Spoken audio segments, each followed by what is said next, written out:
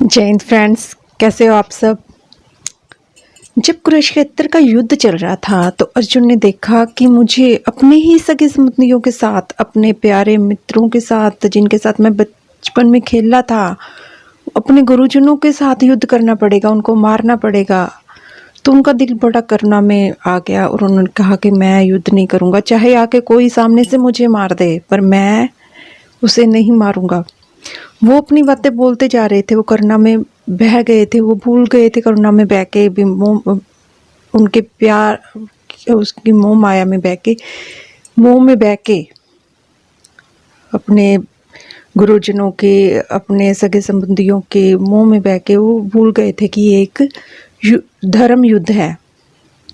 और वो बोलते जा रहे थे तो श्री कृष्ण जी, भगवान श्री कृष्ण जी ने बीच में समझाना शुरू नहीं किया भी ये आप क्या बोल रहे हो, ये धर्म युद्ध है ना, कुछ मतलब कुछ भी ऐसा कह के, मतलब कुछ उन्होंने उनको समझाया नहीं, वो सुनते रहे क्योंकि भगवान भी उसे समझा नहीं सकता जो खुद समझना ना चाहे।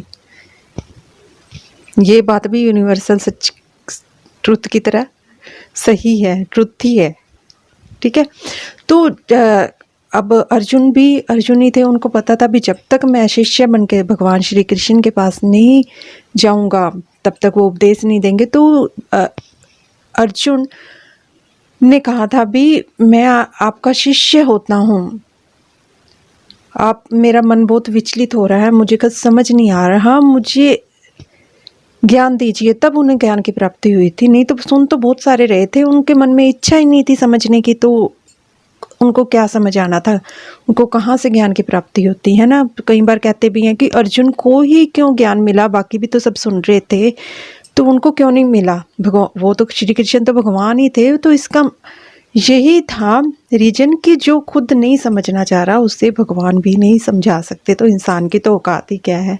हम क्या करते हैं, जहाँ देखो लोगों को समझाना शुरू कर देते हैं। मतलब ज्ञानी तो सभी है ना, ज्ञानी महापुरुष है ना, घर हो या बाहर हो, जब भी लग जाएंगे समझाने सबको, है ना। खुद अब सब कहते हैं और को समझता कोई नहीं है, सब सोच रहे होंगे बिल्कुल सही, समझता कोई नहीं है ना। क्या आप भी उनमें से एक तो नहीं है जो समझते नहीं है। एक बार की बात है, मेरे दादाजी की बात कहते थे कि सुत्ते ने तो ठा भी देवे, जागदे ने कौन ठा देवे, समझ आई। मतलब जो सो रहा है वो उठना चाह रहा है तो उसको कहेंगे उठ भाई, सवेरा हो गया, सूरज कहाँ चढ़ गया, कितनी ऊपर, और आप अभी नीचे ही लेटे पड़े हैं, है ना। तो वो तो उठेगा, क्योंकि उठना चाह रहा है तो कहेगा धन्यवाद, थैंक यू, कुछ भी कहेगा। वो कहेगा मैं, आपने मुझे उठाया, क्योंकि वो उठना चाह रहा था, वो उठ गया। अब जो जागते जागते लेटा हुआ है, नींद उसे आ नहीं रही, उसे कौन उठा देगा। उसको उठा के तो देखो आप, लड़ पड़ेगा, है ना। क्या करेगा, लड़ ही पड़ेगा। अभी अभी तो सोया हूँ, सोने भी नहीं देते, रोला पा रखा है ना, कुछ कुछ कहेगा। तो मतलब ऐसे ही समझाना है,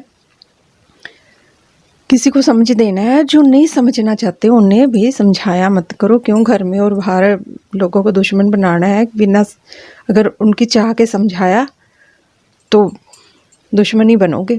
और सबसे अच्छा तो है ये समझाना, किसी को छोड़ ही दो, है ना, खुद ही समझ जाओ, इतना ही बहुत है। आधी प्रॉब्लम तो हमारी भी ख़त्म हो जाएगी दुनिया की। मतलब सोच के भी कितना अच्छा फील हो रहा है ना, हो रहा है ना, क्या आधी तो टेंशन ख़त्म, किसी को समझाना ही नहीं है ना, खुद ही समझना है बस। और ख़ुद को समझाना कितना आसान है, और ये काम हमसे होता नहीं, यही तो सबसे मुश्किल लगता है ना। और दूसरों को समझाना आसान लगता है, पर वो आसान होता नहीं है, बहुत डिफ़िकल्ट है। खुद को ही नहीं समझा सके, दूसरों को तो क्या समझाएंगे। अरे दूसरों को तो भगवान नहीं समझा सका। इसलिए प्लीज़, अगर खुश रहना है तो जो नहीं समझना चाहता उनको तो बिल्कुल मत समझाया करो, खुद ही समझा करो, है ना। खुद ही बदलाव ला के देखो भी, हमने समझना है, बदलना है, ज़िंदगी देखना कैसे खुशियों से भर जाती है, कैसे ज़िंदगी में बदलाव आते हैं।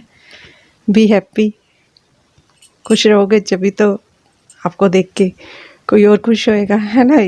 खुश रहा करो। Thank you.